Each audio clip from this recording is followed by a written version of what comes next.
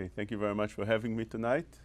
We're going to be speaking about raising children, and I want to summarize things that we've been saying throughout Pesach, after Pesach, things that have to do with our time.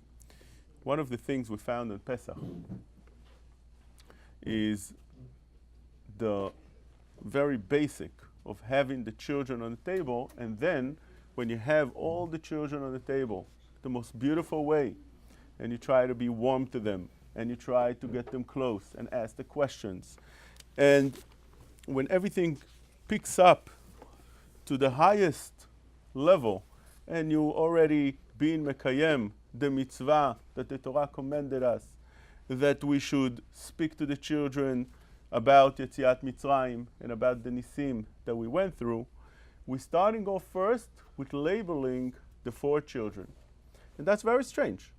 You think about it, that you'll take and label each child, whatever it is, and some of the children, actually 3 of them, don't get such a positive report card when we label them. It says in the Haggadah, Keneged Arba'a Banim Dibra Torah. The Torah spoke about 4 types of children. Echad Chacham, Echad Rasha, Echad Tam, Ve'echad She'eno Yodea Lishol. So Chacham is a wonderful thing. You have some children that are wise, and the tzaddikim, the good, they're going the right path in the right way. And that's a wonderful thing. But then you have those that are not there. You have one that is a Rasha. He's a wicked child. He does things that should not be done. You have another one that is called a Tam, and you have one that is She'eno Yodea Lishol. Now, if the Torah speaks about 4 children, the Torah assumes that it's very common to have those 4 types on the table. And it sounds very, very strange that the Torah would want us to label children and to say, this is the Chacham, and we'll treat him with respect and dignity, and we'll raise him further. And then when you have the other children, you have a Rasha, you'll knock him off. Tam, there's a way how to treat him. V'she'eno yodea lishol, you start speaking to him and getting him involved. But it's very strange. The Torah really wants us to take a kid that is a Rasha and throw him off the table like this, make him more angry. One time, been to a house on Shabbat, beautiful house, and the hospitality was wonderful. And one of the things that the host had on the wall was a big picture of the 4 children. 4 types of children. Keneged Arba'a Banim Dibra Torah. And you see like the 5-year-old, 6-year-old children on that picture. Then you see the Chacham sitting down with a Sefer. Tam has a face of a Tam. Yodea Lishol, you see somebody that's a little bit not involved. And then you see the Rasha with a slingshot. He has like a face of somebody who's a little bit mischief, and he's holding a slingshot. And you think to yourself, this is the way we describe such 4 children in our mind. And you open up the Aggadot Shel Pesach that today, very common to have with drawing and pictures, and you see this is basically the way you find it. A Chacham would be sitting with a Sefer, he's learning, and he's doing well. But the Rasha, on the other hand, you see him doing things that don't seem to us the way things should be done. And you think to yourself, really? Is that the way it is? When I spoke up, they asked me to speak, I said that I think the picture is wrong. The picture does not represent 4 children, because when you are a 5-year-old, 6-year-old, 7-year-old, even more so when you are a teenager, and you're a little bit mischief, you're a shovav, you do things that shouldn't be done. You go and you use the slingshot, and you go to places you shouldn't go, and you do things you shouldn't do. That doesn't label you a Rasha. And it's even the wrong thing to do, to label a kid, because once you label a kid, so you raise him and you pick him up to become such a kid. If your kid knows that his father looks at him negatively, his mother looks at him in a bad light, this kid has less chance than the kid that the parents are constantly approving of everything that he does. So the picture definitely doesn't reflect what the kid would become in the end of days.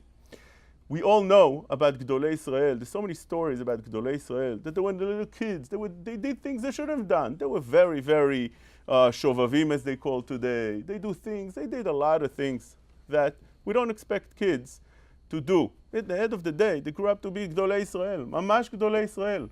It doesn't make any difference what a kid does when he's young. It makes a difference much more the way you raise that kid. And therefore, when it comes to this, Keneged Arba'a Banim Dibrat Torah, we need a little bit of explanation because it doesn't fit well to think that indeed the Haggadah would label the 4 kids, and that's the way it should be. So I wanted to say and explain over here something very important. What do we say in the Haggadah? We say Keneged Arba'a Banim Dibrat Torah. We don't say Be'arba Banim Dibrat Torah. We don't say that the Torah spoke about 4 children. No. Keneged. What's Keneged? That we'll see in a second. And then, you all know the question, very, very famous question, that the Chacham and the Rasha are both using basically the same language. The Rasha says, Ma avodah zot lachem. What are you doing? That's the reason we're attacking him. Lachem velo lo. What do you mean lachem? Lachem, you're not involved with us? You're not part of us? What do you mean lachem? To you. But then, when you take a look at the Chacham, he's not saying so much different. He says, Ma avodah, ma העדות והחוקים והמשפטים אשר ציווה השם אלוקינו אתכם. Same לשון, אתכם. So מפרשים struggle over here. Some say because he said השם אלוקינו, he put himself in the Klal Yisrael, then when he meant to say אתכם, didn't mean that he's not part of it. Different perushim that really don't fit, that don't sit too well. But I think if we really read it correctly, we'll see that the Haggadah does not speak about those 4 children. It's not saying Be'arba Banim Dibrat Torah. No. It's saying Keneged Arba Banim Dibrat. What do you mean Keneged? We're talking about somebody else that reflecting to those 4 children. Who is this somebody else? And I think that's talking about the parents, the father.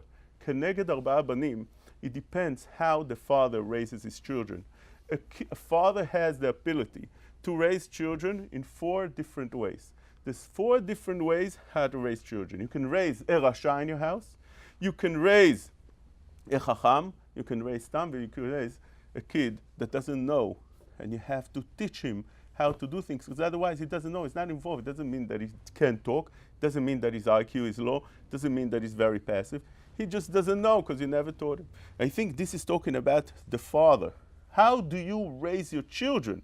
Keneged Arba'a Banim, it's all about the father, the parenthood. And that's what it's saying over here. Rasha, when you have a kid and you're raising a kid that's a Rasha, what did you say to him? Not what the kid himself says. No. We're not talking about the kid himself talking. We're talking about the father's talking. Rasha, ma'u omer. When we're talking about Chacham, ma'u omer, what does the father say? Let's see how the father of the wise boy speaks. What does he talk? What does he say? Chacham ma'u omer. He says to the child the following: מה העדות והחוקים והמשפטים אשר ציווה השם אלוקינו אתכם. Who's speaking over here? The father.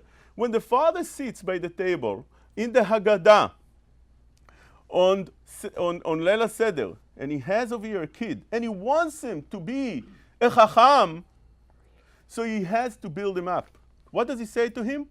You should know that the command that HaKadosh Baruch Hu commanded us, all the mitzvot, was special for you.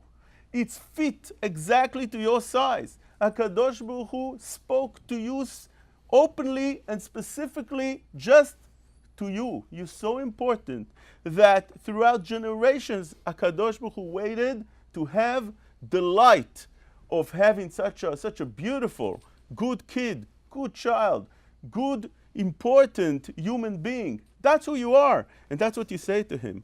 מה העדות והחוקים והמשפטים אשר ציווה השם אלוקינו אתכם. You, it's about you, it's all about you. You are so important. When you raise a child to feel that important, you tell him that the Torah was given to him. He's the one that HaKadosh Baruch Hu waited for all these generations.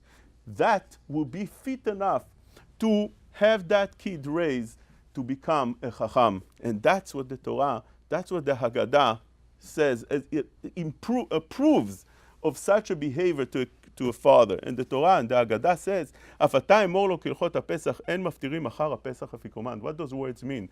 Those words mean that after the afikoman, after you did everything and you ate the final meal, the final matzah, you en maftirim, you don't eat anymore. That's literally what it means over here in that Mishnah. And what the Haggadah tries to hint to us is that if we gave the child so much compliments, we build him up to feel important, to feel that the Torah is his, to feel that HaKadosh Baruch Hu is expecting and is looking at him as somebody that's very, very important. So then you did everything you need, and after that you don't need to worry anymore.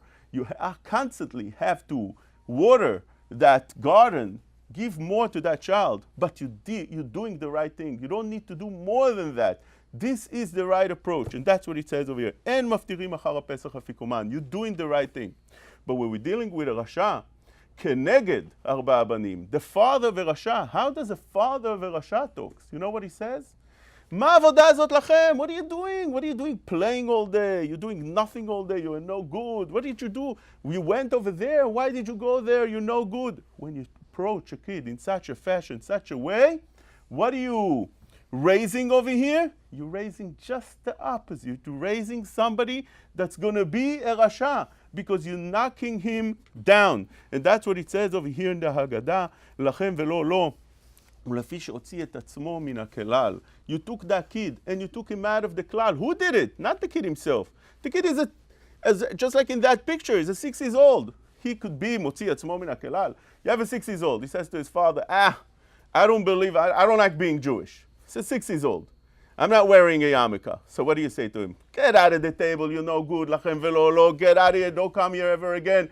That's really the way the Torah wants us to deal with a 6 years old that comes to his father. And the kids come today. They all talk like that. The kids come and they say, I don't like being Jewish. I don't believe in this. I don't believe in that. I don't like wearing a yarmulke. So what? Kid talk. He's a 6 years old. He's a 7 years old. He's a teenager. It doesn't mean much. Doesn't mean much. What does a kid, when a kid comes to you and says, I don't want to wear a yarmulke, what does he mean? What does he want? What's bothering him? He needs a little bit attention. He needs a little bit compliments. He needs a little bit time with his father. That's all he needs. He doesn't mean anything more than that. Once you give him that, you resolve all problems. So the Torah over here would tell us, לכם ולא לא, לפי שהוציא את עצמו מן הכלל, כפר בעיקר. We're talking about a little kid. He's already כופר בעיקר. You know what you need? When you want to be a כופר בעיקר, you need to be a תלמיד חכם to be a כופר בעיקר. You need to have knowledge. You have to have education. You have to come up with theories. These little kids have theories. They don't know anything.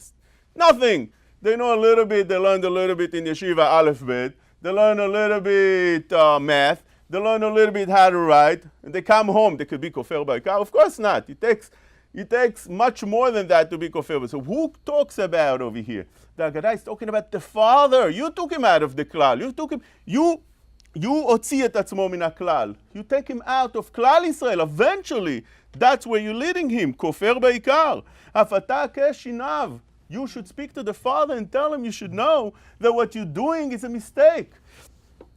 בעבור זה עשה השם לי בצאתי מצרים. You need to know, for that kid, Hashem took us out of Mitzrayim. Because those kids are really regular, normal kids. You just need to know how to water those kids.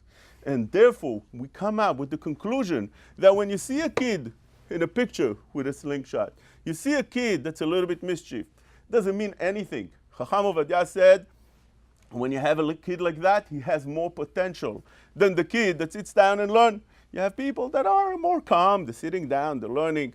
That calmness that they see, they don't have this desire to go and do things and go with their friends and fight and jump and run and do the wrong things. They don't have this drive. Such a person would learn. Okay, maybe in the future you also learn, but will learn at a low level. But that kid that energized, eventually he settles and he goes much further than the other kids. So that's the musar we learn over here. And that's something that we really, really could implement in our generations. Because again, in our generations, בארבעה בנים, כנגד ארבעה בנים דיברה תורה, it's more than any other generation. In our generation, almost every house has ארבעה בנים. And therefore, we need to know that don't get excited. You see a kid that's doing a little bit wrong, it doesn't mean anything. It doesn't mean much. It means that he needs a little bit attention. That's all it means. It means that he needs a little bit compliments. Sit down with him. Learn with him. Give him the time. Give him a little bit father time, a little bit mother time, and things will be okay eventually. It takes time. It takes time. It takes a long time, especially teenagers. The hormones drive them crazy. They're doing the wrong things. Fine, but it's a period of time. They pass through it. And once they pass through it in a healthy way, in a healthy manner, they on the good road eventually, and they'll do fine. Another thing we see in the parashiot that we're learning over here, an interesting insight, and that is, last week was before Rosh Chodesh. And before Rosh Chodesh, we read, a day before Rosh Chodesh, what do we read? Machar Chodesh, right? Machar Chodesh. In the last week, Machar Chodesh, that's what we read. And when we read this Haftarah of Machar Chodesh, we have the story of Shaul, Yonatan, and David. The story goes like this. You have Shaul, he was the king. His son was Yonatan, and David was by their table. He was there. And Shaul starts having his eye on David. He sees that David is threatening his kingdom. He might be the next one taking over. He doesn't like it. He feels very uncomfortable with David. One day is Rosh Chodesh. That's why we read this. We read this always before Rosh Chodesh, because it says here, Machar Chodesh. And David HaMelech did not come to the meal. The way it was is they used to make a Rosh Chodesh meal, a Seudah, Seudat Rosh Chodesh. They makpid to make Seudat Rosh Chodesh. It's a chashuv thing. And Shaul HaMelech made such a Seudah. Everybody came to the Seudah, and David HaMelech seat was empty. He was very seen. He was very visible. Everybody sitting, and one chair is empty. So Shaul asked Yonatan. Yonatan was buddies with David HaMelech, who was best friends. So Shaul approaches his son Yonatan and asks him, "Where's David?" On the first day, he didn't ask him. First day, he said, "Maybe something happened to David HaMelech." He wasn't Melech also. Maybe something happened to David. He's not so tahor, so he didn't come. Fine. The second day already, you have a pattern. It doesn't make sense. Where's David HaMelech on the second day of Rosh Chodesh? Why is he not here? So then Shaul asks Yonatan, and he wants to know what happened to David. So Yonatan tells him that David HaMelech was asked to go to his father's meal. Vayan Yonatan et Shaul, nishal David mi'imadi at Bet Lechem. He wanted to go to his father's house and eat a seudah over there. ויאמר שלחני נא כי זבח משפחה לנו בעיר, והוא ציווה לי אחי, ואתה אם מצאתי חן בעיניך, אם אל תנא, ואראה את אחי. על כן לא בא אל שולחן המלך. Very simple answer that he gave Shaul. Shaul didn't like this answer at all. Shaul felt that this answer was not the emet. He's not saying the truth, as he wasn't. And he got very angry. ויחר אף שאול ביונתן. שאול המלך fumed. ויאמר לו בן נעבת המרדות, הלא ידעתי, כי בוחר אתה לבן ישי, לבושתך ולבושת ערוות אמך. That's the way he answers him. That's the way he approaches him. He got very angry at his son Yonatan. He tells him, Ben Na'avat HaMardut. What does he mean, Ben Na'avat HaMardut? Na'avat HaMardut, Rashi explains over here, and anybody looks in Shmuel Aleph, Perek Kaf. He says that his mother was a Moredet. Rashi gives us a little bit insight over there. He says that, that Shevet Binyamin, that Shaul came from, was banned. Am Yisrael put all of them in cherem. They didn't want to deal with them. They didn't want to marry them. All the tribe of Binyamin lost their wives. They were killed in the war.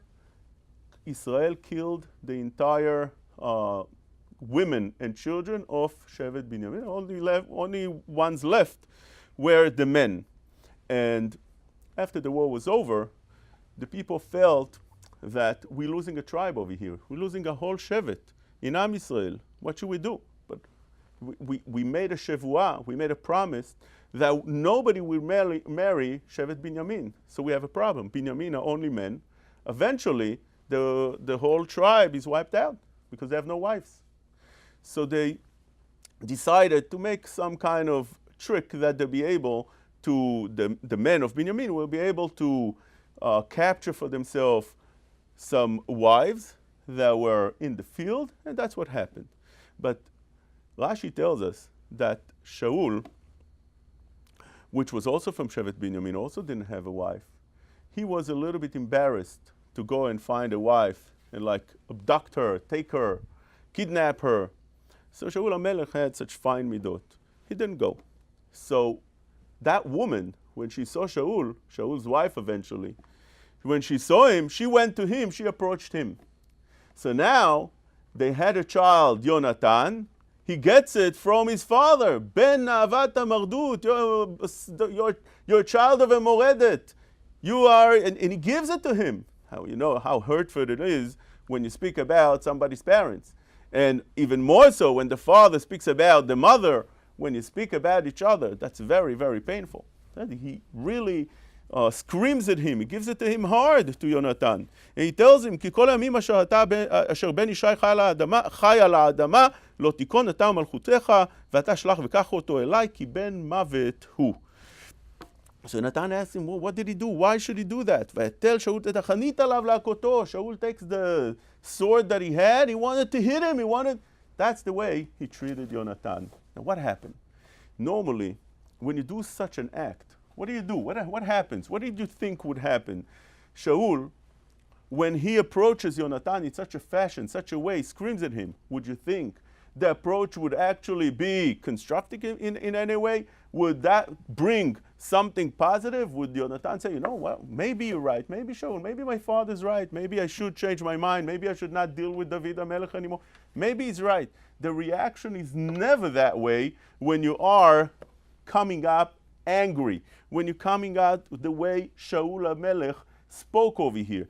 Always the result would be negative. That's what happened over here. Yonatan, not only that he did not go along with his father, but on the contrary, he went along now with David. He went against what his father wanted. That's what we found over here. This is actually a Rashi Beferush. He gives us this insight, unbelievable insight, in the very beginning of Devarim, in Sefer Devarim. Moshe Rabbeinu gives a tochecha to Am Yisrael. אלה הדברים אשר דיבר משה אל כל ישראל בעבר הירדן, במדבר, בערבה, מול סוף. Rashi tells us, לפי שהן דברי תוכחות. This is all rebukes that Moshe Rabbeinu says to Am Yisrael. So he says, Rashi, ויהי ב-40 שנה, מלמד שלא הוכיחן אלא סמוך למיתה. Moshe Rabbeinu waited to rebuke Am Yisrael all the way before he dies. Very strange. Well, you have to wait all the way before you die, then you give the rebuke. Give it on time so you have a chance. Rashi tells us, he learned that from Yaakov Avinu. ממי למד? מיעקב, שלא הכריח את בניו אלא סמוך למיתה. Yaakov Avinu didn't rebuke his children also until he was ready to die. Why? אמר, ראובן בני, אני אומר לך, מבני מה לא הוכחתיך כל השנים הללו. He comes to his child, Reuven, I want to tell you, I didn't give you תוכחה. You did a bad thing. When you did הפך משכבי, בלבל משכבי יצואי אביב, you did a terrible thing. But I didn't rebuke you. I didn't say anything. I kept quiet. Why? Why did he keep quiet? Unbelievable, Rashi. Listen to this, Rashi. It's just unbelievable. He tells him, you know why I didn't tell you anything? Why I didn't approach you and rebuke you? כדי שלא תניחני ותלך ותדבק בעשיו אחי. Because if I would rebuke you, what would happen? You would go with my brother Esav. You would change your camp. You would leave your father. You would leave the Derech HaEmet. You would leave the right and healthy and good approach and road. And you would go with who? With my brother Esav. You would go to become a gangster. Wow! That's the reason he didn't rebuke him. Imagine? Who we're talking about over here? Yaakov is talking to Reuven. Reuven, from the Shvatim HaKdoshim, he tells him, if I would just give you a rebuke, you would go against me and you would go with my brother Esav. Unbelievable. That's what happened with Shaul. Shaul overdid it. He gave it to him too hard. And he went with David. But even just a simple rebuke, we think that we can just scream at our children all the time. We can give it to them. We can have those talks with them. It's not so simple at all. Over here we learn from Yaakov that you have to be very, very careful when you speak to your child. And the continuation of this, Rashi tells us, is that there's 4 reasons why you don't give a tochecha to a person. Why is it that you don't give a tochecha until a person is ready to die? 4 דברים אין מוכיחים את האדם אלא סמוך למיטה. Listen to the first 2 Rashi brings. כדי שלא יהיה מוכיחו וחוזר ומוכיחו. Which means, the Maharal Miprag explains over here in Gur Aryeh, if you mochiach and chozer umochiach, eventually the person leaves you. He doesn't want to deal with you. He doesn't want to hear anymore. We're talking about a father to his son that speaks to him in a loving manner, but it's a tochecha. You have to be very careful. Even then you have to be. So what's the right approach? Don't give it tochecha at all. Because if you give it tochecha, he's not going to listen. You have already got into the habit of giving a tochecha, of rebuking him, and eventually the kid wants to get out. He wants to leave. And secondly, שלא יהיה חברו רועהו ומתבייש בו. Secondly, you gave him a tochecha. If Yaakov Avinu would approach, he tells him, how do you do such a thing? You change the bed from this tent to that tent. What would happen? Reuven would get embarrassed. Get embarrassed, Rashi told us, just for being embarrassed, there's a danger that we will go, today they call it, go off the derech. Go with Esav, that's it. Go with the kids in the streets, that's it. Why? Because he's embarrassed. So we see that for simple things, you can lose a child. And that's something that we need to remember, something very, very important. Take a look at the parasha we read last week. In the parasha, we have a command to take 2 seirim. And those 2 seirim have to be identical, says the Gemara. Domim bemar'eh ve'bekoma. They have to be completely identical. You take 2 seirim. 1 seir goes LaHashem, and 1 seir goes LeAzazel. Says the Bnei Sachar, a fascinating idea. Listen to this. He says that those 2 seirim, those 2 goats, it says in the pasuk, ולקח את 2 השעירים והעמיד אותם לפני השם. 2 השעירים. What's the reason the Torah emphasizes 2 השעירים? ולקח את השעירים. We're talking about 2. The Torah speaks about 2. Why do we need to say 2? He says that we found such a limud in Eliyahu Hanavi. What happened with Eliyahu Hanavi? Eliyahu Hanavi, when he had a tochecha and he had a vikuach with Ovdei Haba'al, Ovdei Avodah Zarah, and each one said that I'm correct. Eliyahu Hanavi says that Hashem hu Elokim, and they said that the Baal is a Elokim. So therefore, they made a test. Let's see. We bring a par, we bring a korban. Let's see if the fire goes up. Eliyahu brings 2 cows, and they were the same. Says the Midrash that the cows that was chosen to go to the Avodah Zarah, to go to the Baal altar, didn't want to go. He refused to go. ויקחו את הפר אשר נתן להם. They took that par, says the pasuk, they took it by force. Why? שלא רצה הפר ללך באומרו, אני וחברי נתגדלנו באבוס אחד. Me and my friend grew in the same barn. We are buddies, we are friends. We grew up together. We were in the same school, in the same class, in kindergarten.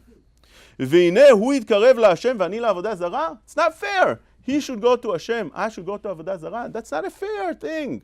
Why are you sending me to Avodah Zarah? אמר לו אליהו, listen to what Eliyahu answered him. לך, כשם שיתקדש שם שמיים על ידי חברך, כן יתקדש על ידך. You should know, Hashem, יתקדש שם שמיים doesn't have to be only when you go for Hashem. Also, when you go to Avodah Zarah to prove that the Avodah Zarah is not true, as happened over here, that they slaughtered the animal, they put it on the altar and the fire didn't go, that's also Mekadesh Shem Shamayim. But what did Eliyahu says? Keshem sheitkadesh Shem Shamayim al yedei chavercha. It's the same Kiddush Shem Shamayim. Says the Bnei Sachar, same thing over here when they bring the 2 goats. One goat goes to Hashem, the other goat goes to Azazel. It's Keshem sheitkadesh Shem Shamayim. That's what they said to him. And the Midrash also here says that the goat that goes to Azazel doesn't want to go. So we tell him the same Kiddush Shem Shamayim you have by the one that goes La Hashem is the same by those that goes La Azazel. What do we learn from here?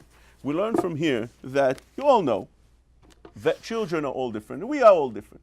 One person has more reason and he has more drive to learn. You have a person that really wants to learn. You have another one that really wants to pray. He goes to shul. Every day he goes to shul. I remember there was a kid, I used to daven sometimes, Netz Minyan. There was a kid, young kid, 11 years old, always there, Netz, every day praying Netz. Unbelievable. Some kids have that drive. Some kids have that drive to sit and learn. They can sit from the morning until the night. They have that drive. Some kids are into chesed. That is their drive. And some kids don't have that. They can't. They're tired. They feel lazy. They feel this. They feel that. Some kids were given that bracha to have all these wonderful things, and some don't. So says the Torah over here, you should not push and you should not knock the one that doesn't have that. Build him up. And you should know that a person could be Mekadesh Shem Shamayim with whatever tools HaKadosh Baruch Hu gave him.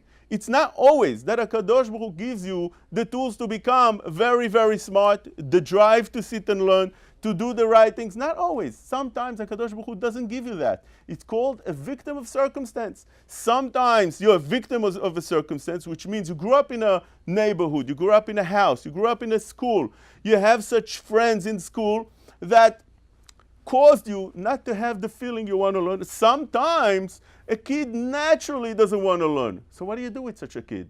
What do you do? First thing, you need to know that if you raise him to become a good person, an honest person, to give more than he can and always push to do as much as he can, such a person is Mekadesh Shem Shamayim on the same level. We learn that over here.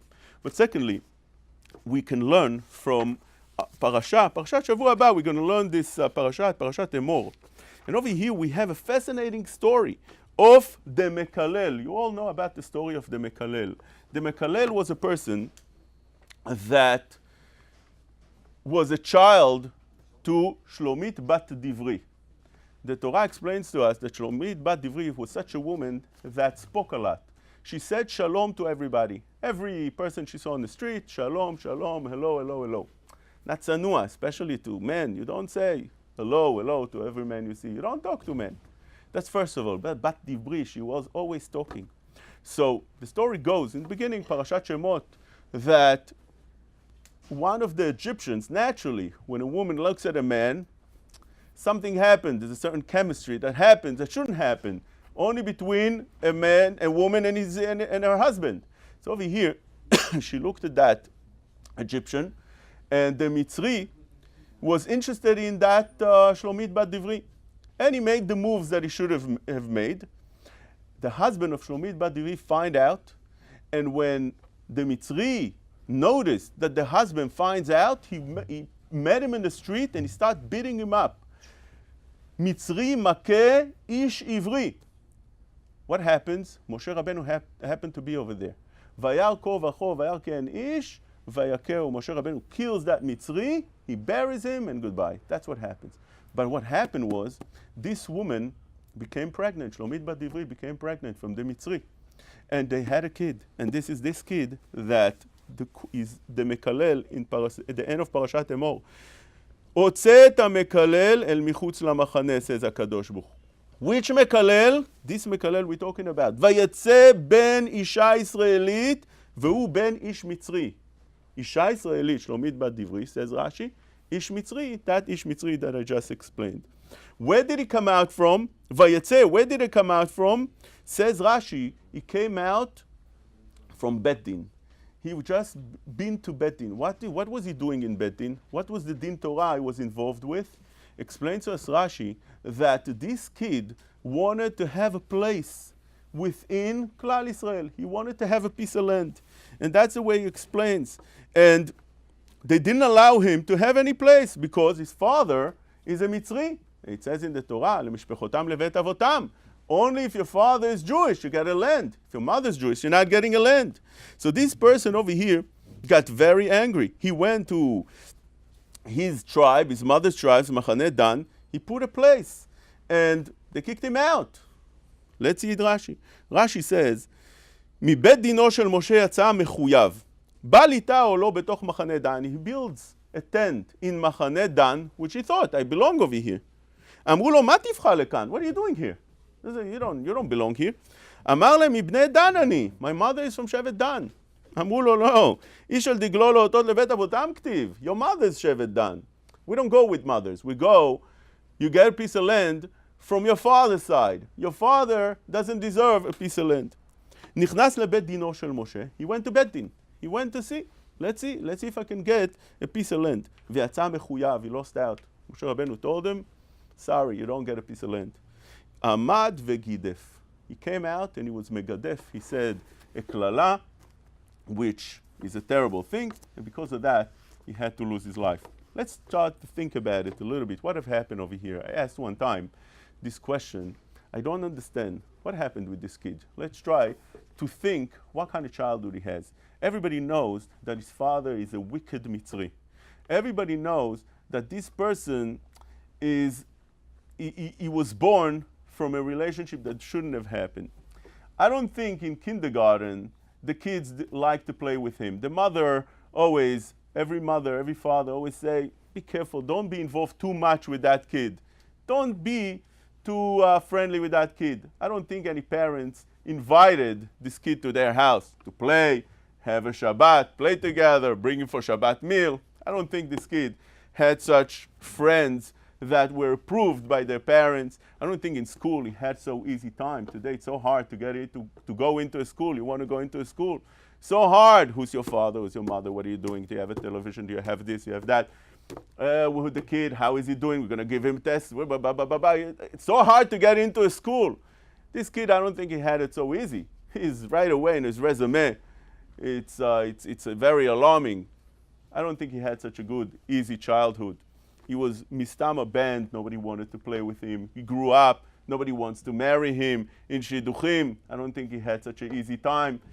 So in the end of the day, now that they come to Eretz Yisrael, he wants to be, before he goes to Eretz Yisrael, over here in the Midbar, he wants to have a place to put his tent. Where should he put his tent?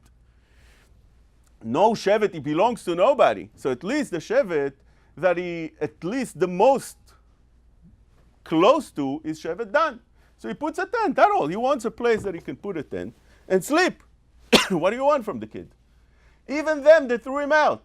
So he went to Beit Din of Moshe Rabbeinu, and he thinks, save me. I got nothing in my life. I have the worst father, the worst mother. And don't get me wrong, this kid made the right move, because the Tosfot and Ramban over here explain that he was Jewish. How could it be that he was Jewish? So Rashi says he was mitgayer. Rashi says. Ramban says mitgayer. His mother was Jewish. So he's Jewish. Why needs to be mitgayer? So it's two explanations, the Tosfot and the Ramban. Take a look over here in the Ramban. But one of the explanations the Ramban brings is that he chose to become Jewish. He could have chose to go with his father, right? You have lo alenu today, Jewish girls that marry Arabs, lo alenu. So the kid is born. His father tells him, you're Muslim. His mother tells him, you're Jewish. Eventually, she goes out of the village if she does. Now, the kid is confused. He doesn't know what to do with himself. Am I Muslim? Am I Jewish? Who am I? He doesn't know. It's identity crisis. So this kid he decided, I'm going with my mother's side. I'm becoming Jewish. I'm becoming just like Am Yisrael. Beautiful choice. What's the reward? Nobody wants to deal with him. Nobody wants to give him a place to stay. So this kid came out and he mekalel. Now, today, if a kid does such a thing, what do you do to him? You take him to therapy. You talk to him. You build him up. You don't knock him down. You don't kill him. You don't tell him that he's a mekalel and he's a chayav mitah. What happened over here in the Torah? But that, before we start, that I want to show you, this is a story of a victim of circumstance. And we could have saved that kid. The right approach would have been that such a kid you could really bring close before he falls into becoming a mekalel. I think the perush of the question that I asked is the following. I think, one time I said, in a shiur, I said that a kid doesn't just becomes a mekalel. It builds up with him for years and years and years until it comes out. And really that was his fault, because when you see something that keeps on building within you negative, you have to make sure you get treated for it. For example, today they have a lot of terrorists in the world. They say that the terrorist doesn't wake up one day in the morning and he decides he goes now on a rampage of killing people. That doesn't happen like that, right? Unless you listen to the media, you listen to the news, they tell you, yeah, he was the best kid. He loved to read comics and to watch Disney movies, and so that's not the way it is. The kid that grows to and goes to on a shooting rampage, such a kid had this building up with him for months and years until eventually he carried it. So really it's his fault. That's what I said one time. But I think over here we're talking about a kid that's a rebellious kid, because I don't think this kid really had everything going against him and finally blew out. No, I think this kid was such a teaser. He was a rebellious. He went to put the tent over there, bechavana, to do it deliberately to make people angry. Afterwards, he deliberately wanted to go and have a din Torah. What is going to din Torah? That is the law. What are you going to bet dino shel Moshe Rabbeinu? It says in Rashi also, what else did he do? It says that he was melagleg on the lechem hapanim. He said, ביום השבת יערכנו, דרך המלך לאכול פת חמה בכל יום, שם הפת צוננת של 9 ימים בתמיהה. It was melagleg, making fun of the lechem hapanim, so on and so forth. When you have a person that constantly tries to tease people, to hurt people, to do, that is the kid that we're talking about over here. Not that he was a fine nature. He was, but what's the point? The point is, before a kid gets there, make sure that you treat that kid. How do you treat? What do they need? What's the treat to a kid that you see that is starting to become such a kid? Such a rebellious kid, he does the wrong thing. What's the treatment? How do you save such a kid? Today, all the mechanchim, all the people that deal with education agree that the way to treat such a kid is TLC. You know what's TLC? Tender love and care. You give him you give him attention, you give him love, you sit with him, exactly what we said before. Give him a compliment, build him up. Again and again and again and again. That's all he needs. He feels satisfied, he feels happy, he feels content. He feels also dependent on you, because nobody else in the streets, he goes around the streets, he's not the star in any place. Usually those kids are failures every place. They go to the stores, they look failures, they don't know, they also lose confidence. You see, they don't have confidence in themselves. The self-esteem is low. So who gives him that feeling that you are a star? It's you. If that's the case, he's dependent on you. He'll try to make you happy. And eventually, you can lead him to the right way.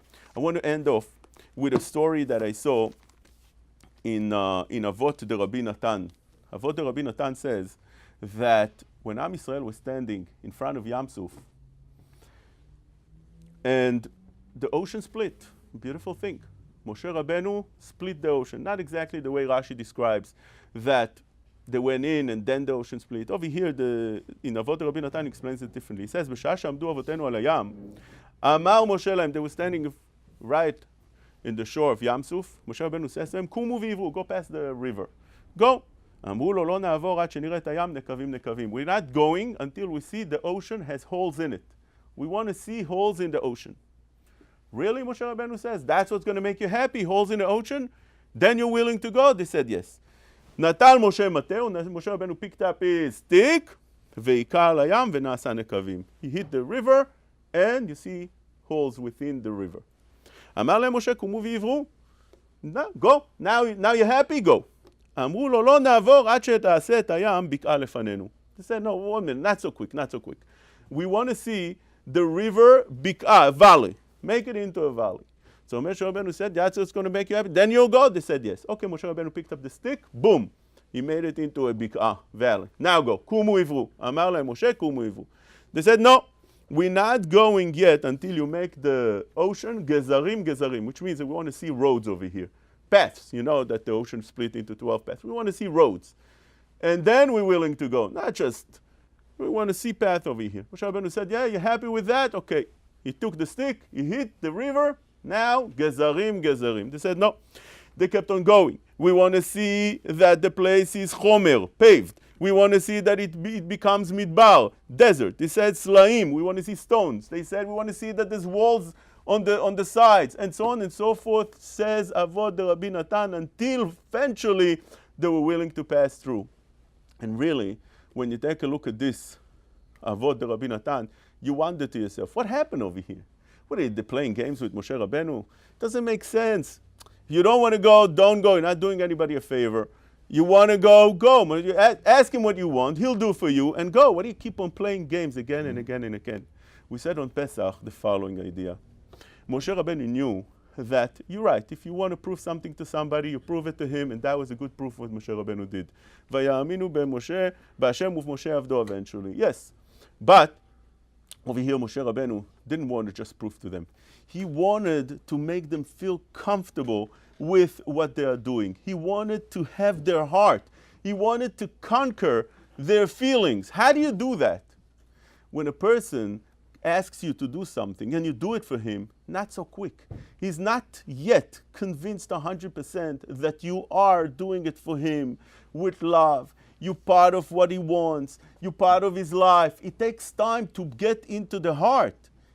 If you just have to prove something to somebody, you could do it. But over here, that's not only what Moshe Rabbeinu tried to do. He tried to make sure that people feel that he's there for them. He's going to do everything they want, that he has the power to do everything he wants, that it's really emet, that he wants to get to the heart. When you're trying to get to the heart, the person is going to test you again and again and again and again and again. And that's exactly what happens when you raise kids. When you raise a kid, he comes to your father, I want this. You give it to him, I want this. You want to do the homework? First I want to eat. Okay, you ate, now you want to do the homework? 1 minute, I need to go to the bathroom. Now, oh no, 1 minute, I need to play a little bit. Now, so you keep on going, it doesn't end. I'm not saying that is an example that a person should let it go forever. But the approach of Moshe Rabbeinu was, let him feel that I'm there for him. I'll do what he wants. Let it build up slowly, slowly. Nothing happens immediately. Not to do like Shaul did. Shaul took the Chanit and he's ready to scream at Yonatan. No, he could have brought Yonatan close. He could have told Yonatan, look, I want to explain to you. I want to deal with you. Let's go slowly, slowly. See if it makes sense. See if what happens over here is rational. That's the way you talk to a kid. That's the way you talk to any human being. You try to bring him into your team. That's the only way you will ever be successful. Thank you very much for coming tonight.